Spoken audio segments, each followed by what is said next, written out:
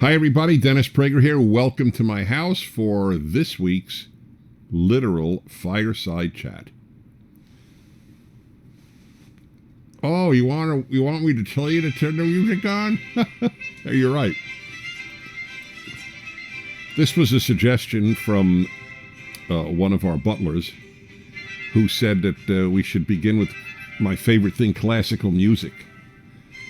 Listen, is that gorgeous? That's Vivaldi. He was an Italian priest. That's right. And he wrote a concerto, at least one every week, because he worked in a girls' orphanage. So if a new girl came in and she played a cello, he would write a concerto for another cello. But this is for two trumpets. He's great. His most famous piece is the Four Seasons. If you don't know any classical music, you are depriving yourself of one of the great gifts in life. Anyway, that's not my subject, but I just thought I would talk about that. Incidentally, it's such a passion of mine. I will be conducting the Santa Monica Symphony Orchestra at Walt Disney Hall, the newest and one of the most prestigious halls in America. And I only say it because it's such an honor for me. And that'll be this summer. So if you're curious, I will announce the date. It's going to be quite an evening because I'm going to also use the orchestra after conducting a piece to teach what orchestras do. It'll be a lot of fun. Anyway, welcome to my home as I enjoy my cigar with you. And I think I should turn my own phone off now that I think of it. You know, I mean, it is pretty informal here, but nevertheless, you don't have to hear my phone ring. So I'm going to talk to you today a little bit and then take your questions about taxes. And I have 2 points to make. One is about the notion of the rich getting breaks because of the lowering of the tax rate on corporations. And the other is, and I'll begin with the other, the morality of taxation. It's a very difficult moral subject, and that's always been my preoccupation, moral subjects. Think about it for a moment. You earn money honorably and legally, you work very hard for it, and then people tell you, you will give half of it away, and if you don't, we will arrest you. We will send police, they will physically remove you from your home, and you will go to prison. Now, under any circumstance other than the word tax, you would consider that to be immoral. You would consider that to be, in fact, robbery, thievery. Give me half your money, or I will kidnap you. That's exactly what taxation is. I'm in that bracket because of the combination of federal taxes and California, which I think is the highest in the country, taxes as well. And people don't think that way. So for those who say, well, it's not thievery because people voted. In a democracy, people voted to tax you. So I don't quite understand. If people vote to rob me, why is that less robbery than if they don't vote to rob me? Especially considering that half the people voting to take that money from me don't pay anything, or don't pay any federal income tax, to be very precise. Let me ask you a question. Imagine, what clubs do people join today? Do people have any clubs anymore where they pay dues? Or that doesn't exist, right? Young people? Young people. They don't have, you don't have clubs. What do you have? Okay. So let's say, imagine you did have a club. Well, I'll bet you fraternities. Fraternities, you pay dues. Right? Okay, that's a good one. That's a or sorority. Okay, great. So imagine that the fraternity had a vote on how much dues fraternity members would pay, but the ones who pay nothing, imagine the fraternity had half its members paid nothing. Do you think it's fair that they vote on how much the only ones who pay? I'll bet you don't. You who aren't paying should not be able to decide how much I pay. You got to have skin in the game, otherwise it's absurd.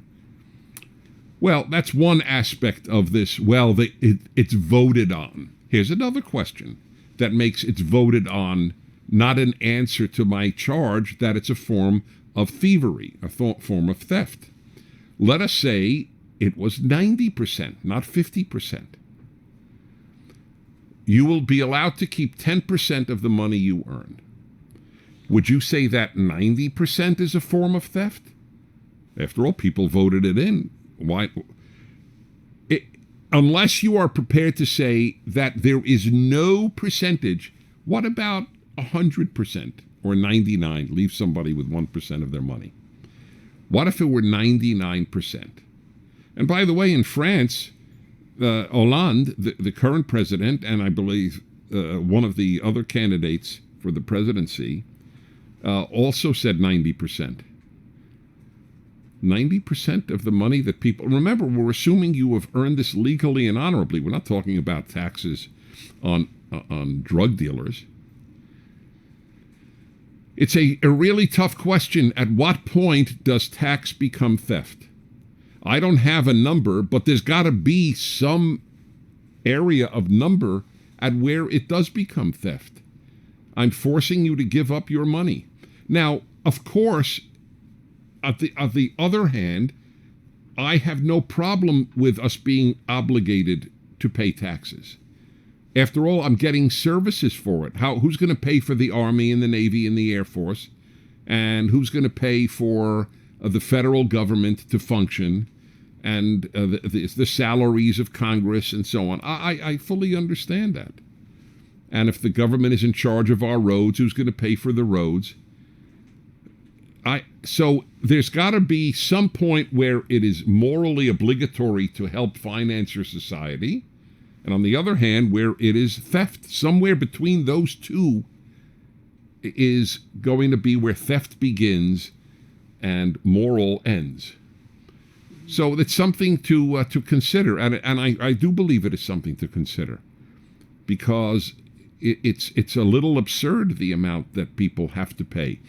Now, I happen to be against all income tax and for a sales tax. Maybe another time I'll explain why, but in a nutshell, what it is you pay not on what you earn, you pay on what you spend. If that happened in America, it's not going to happen. I don't live in make-believe world. But if it did happen, we would have the most robust economy in the United States in the history of the United States. It would, imagine you could keep all your money and you only pay taxes on what you spend. And obviously the rich will pay more because they spend more. You ever see their houses? I mean, their airplanes? Of course. But it would liberate people to, if I could keep all the money that I earn, let's say, okay, just use, there's no question I would hire more people to be more productive. Just as, and I'm not even a small business, but I would just for my own life. Imagine people who have small businesses, if they were allowed to keep their money, how much they would hire more. Okay, that's part one. Part two is the charge that the Trump tax plan, because it would lower the tax rate for corporations from 35 to 15%, all he's doing is giving a tax break to the wealthy. So let me explain give you a few answers to that in a nutshell. First of all, it's not the wealthy who pay corporate taxes. It's the non-wealthy. See, but there's a problem. The reason this is news to you is that you probably went to college and didn't learn anything, which I do believe is not exaggerating what happens at college. When corporations pay more taxes, you think they pay it? No, they pass it on to you in higher prices. Otherwise, they can't pay it. Or they leave America. which is what we have over $2 trillion stashed away abroad because we have the highest corporate tax rate in the industrialized world, or one of the two highest. You know what? Sweden has a lower corporate tax rate than we do. Much vaunted socialist progressive Sweden. So please don't even think this, oh, well, the wealthy are paying. They're not paying. They're living on their yachts just as happily as ever. It's just their company makes less money, and that's not good for us because then they can't hire more Americans to work. Companies make more money. What do you think they do with it? They don't stash it in a savings account. They don't put it in a mattress.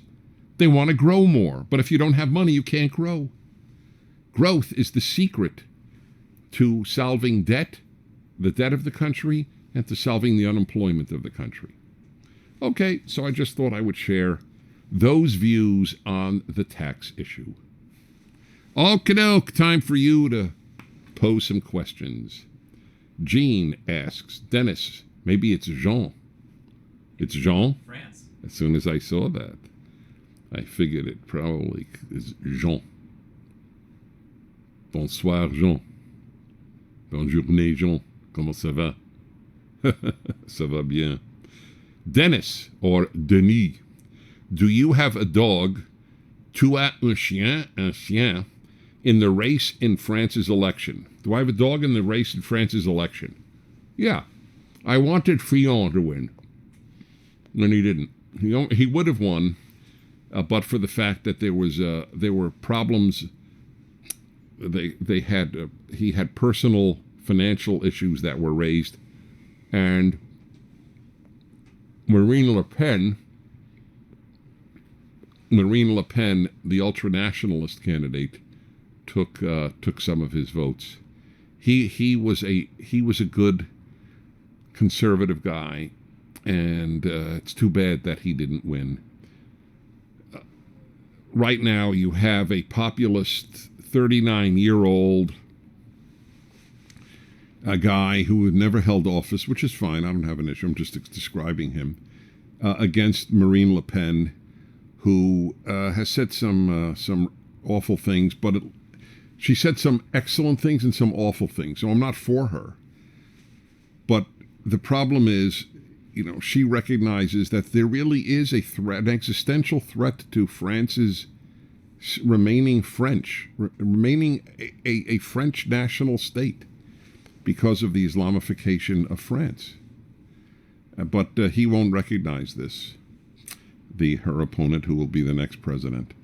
So I do have a dog in this race. Everybody has a dog in the race of every country. We're interrelated. I mean, obviously some countries less than others, but France is a pretty important country.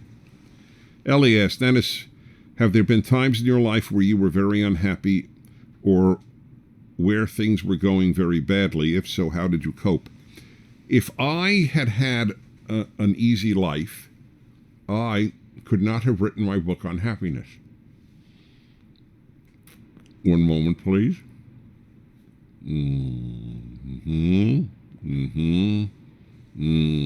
Cigars have helped me weather some of the hardest parts of my life.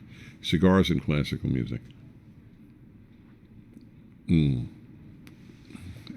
other things. If I had an easy life, if I had a pain-free life, I could not have written my book on happiness or done my happiness hour every week for 16, 17, 18 years. I have not missed a week that I've broadcast doing my happiness hour, the second hour of my radio show. If you don't know my radio show, this is a Dennis Prager app. I'm probably on in your city. Just check it out. But it is worth hearing. It's where I develop all these ideas at length. In any event, the title of my happiness book is Happiness is a Serious Problem. Now, a guy who had an easy life is not going to title a book Happiness is a Serious Problem. In some ways, my life has been blessed. Professionally, it has been blessed. I've never really had major problems in that arena. Well, personally, I did. And I have, how did I cope? Well, that's why you should read the book or listen to the show. I coped in many, many different ways. It's an interesting question. It's never been quite put to me quite that way. But off the top of my head, for one thing, I have always had extremely close male friends. And I don't know how you get through life without close friends. People do, but I don't know how they do it. I mean, obviously they shouldn't commit suicide, but I mean, I don't know how they do it and be happy. I have put a tremendous number of my eggs in the friends basket since high school. I've always had men in my life that I've loved and who've loved me. So that has been, so for example, in my 17-year marriage, which had a lot of issues in it, collapsed finally. My male friends were a tremendous source of loving support, and that's been a very big part. Having a sense of purpose in life, and so many of the other things that I write about, and you also have to have hope that there will be a better day. And indeed there have been. This has been my happiest decade of my life since my 20s. I mean, I've had a wonderful life generally, but I've had a lot of challenges. But who hasn't? Well, there is an answer. I actually have an interesting see, I'm not puffing enough to keep it lit. I have an interesting search in life. How many people, and not at 20, but at, let's say, 50, even 40, how many people have gone through life without a major crisis and major pain in one of four areas? Health, finances, marriage, children. How many people in those four areas have never suffered? And my theory is, in America, I can only speak for America, my theory is that in America, about 5% of the population has, to use a great phrase that is not mine, they have walked between the raindrops. In other words, no rain fell on them even though it was raining. I'd say 5%. And every so often I meet somebody who, it seems to me, fits those criteria, and I actually ask them. I'm very open with people, and people are open back. I've asked them, are you one of the 5% that you have never really had a big problem in finances, in health, in regard to children, or your marriage? And very few people could say that all four have never had a crisis, but some can. And I'm very happy for them. Let me put it that way. Okie doke. Karina, a Prager Force member. I pressed the bottom key here. That's to give me an excuse to puff a little more. Karina, a Prager Force member, asked, Dennis, what's one of the best pieces of advice you ever received? Well, I'm going to tell it to you. There is something that comes right immediately to mind. When I was in my late 20s, I went to a prominent rabbi. I'll tell you his name, Wolf Kelman. He's long since left us. But I went to him. His son arranged the appointment. He's a very prominent rabbi at the time, but I worked with his son a lot. And I just wanted to ask him advice on professional matters, in the course of which he said to me the following. Now, I have to explain two Hebrew terms so you'll understand what this advice was. So I will tell it to you the way he said it to me, and then I will explain it in English. So he said, Dennis, let me tell you something. I pretty much have my Yetzer Hara under control. It's my Yetzer Hatov that gets me in trouble. So here is one of the Hebrew terms. In Judaism, there's a very deep belief that human beings are born with a good urge or a good creative part and a bad one. So, and you could see how true that is, because we all have a voice in us that tells us the right thing and the wrong thing, right? I mean, I'll take a non-moral issue. You know, you're overweight and you see cheesecake. So one voice says, well, it's a little cheesecake and I heard it's delicious.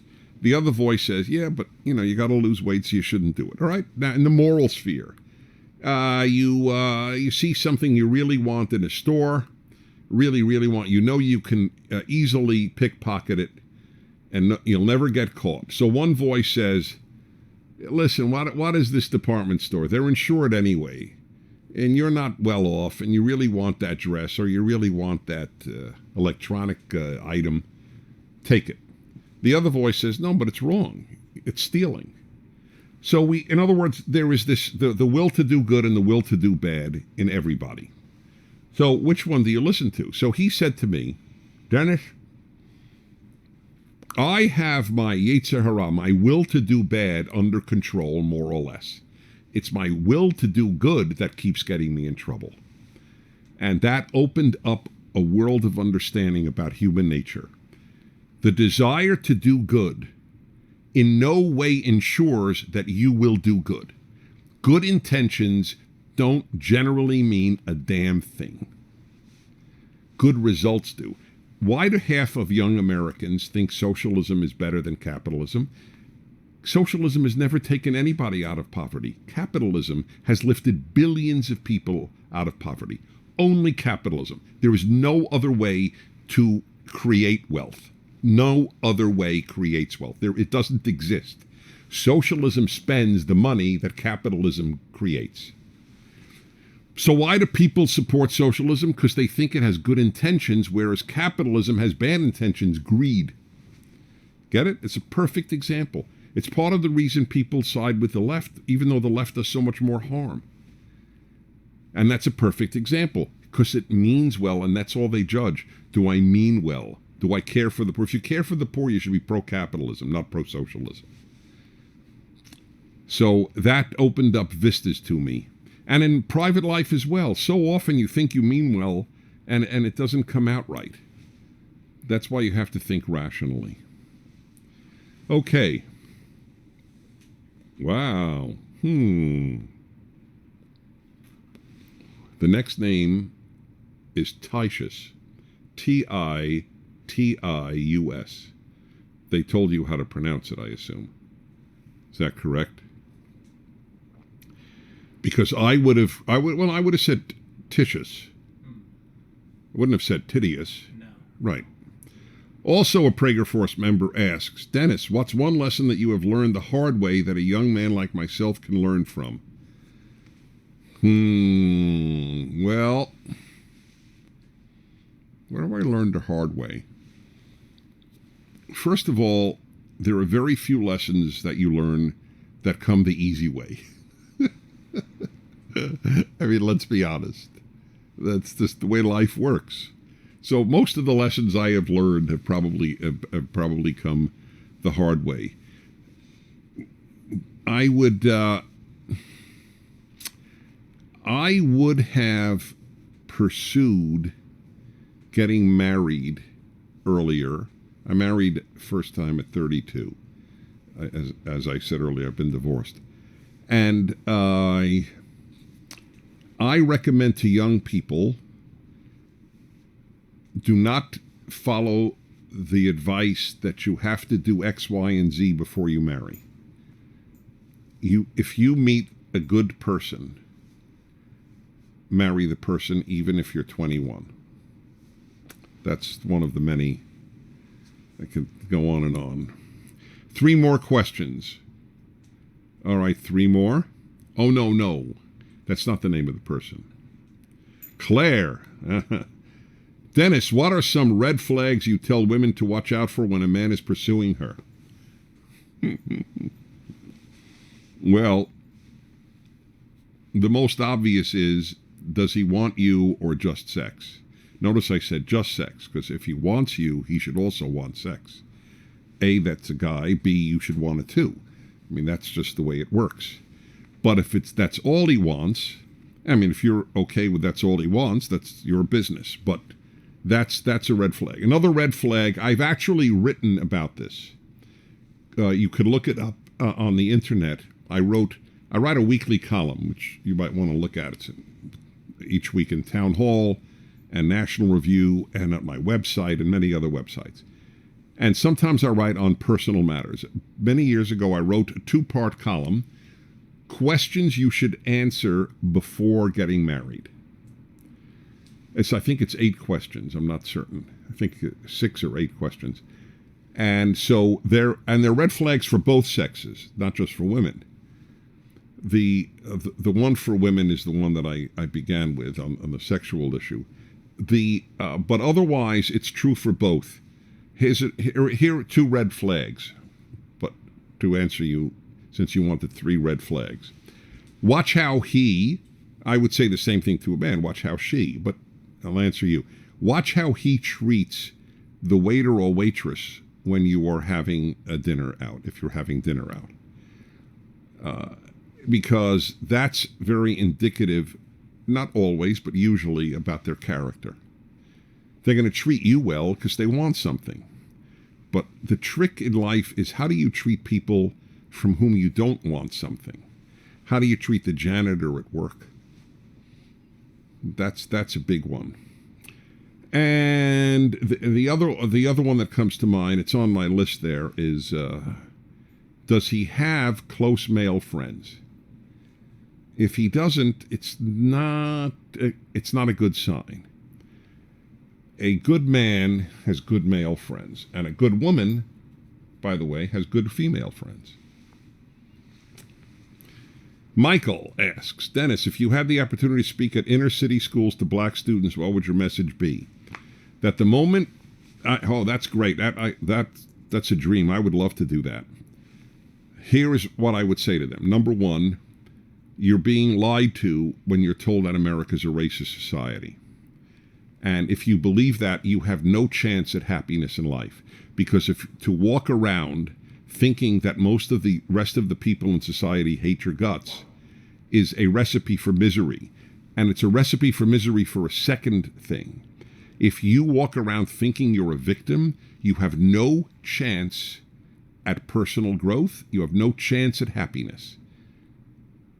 It is a guarantor of misery to walk around thinking you're a victim. It's one of the reasons I have a loathing of the left, because they make people angry and miserable by telling everybody but white heterosexual Christian males that they're victims. I have deep passion on that subject. That's exactly what I would tell them. You're not a victim. Final question, Yamil, YHAMIL, asks, Dennis, for foreigners who come across 1 or 2 PragerU videos but want to understand what the core philosophy of PragerU is, how would you define PragerU's worldview? Wow. Well, we affirm the American Trinity. And that's my term, which I explain in my book, which I beg you to read. Beg you, because it explains the 3 greatest isms of our time: Islamism, leftism, and Americanism. The American Trinity, because America's an idea. It's not an ethnicity. The American Trinity is found on every coin. Liberty, in God we trust, e pluribus unum, meaning from many one. That's really what we affirm. Liberty, in God we trust, and from many one. I could explain that for an hour, and probably somewhere on the internet there is an explanation of it. There are hundreds of my speeches on the internet. I guess is that a fair statement of what we stand for? Mm-hmm. All right, this goes very fast, at least for me. If it doesn't go fast for you, that's a bad sign. So thanks for joining me, and hopefully, will I see you next week? Let's see, I'll be in New York, and I think I will be back in time. That'd be great. I think we'll do it. So until then, all my best. Dennis Prager, thank you.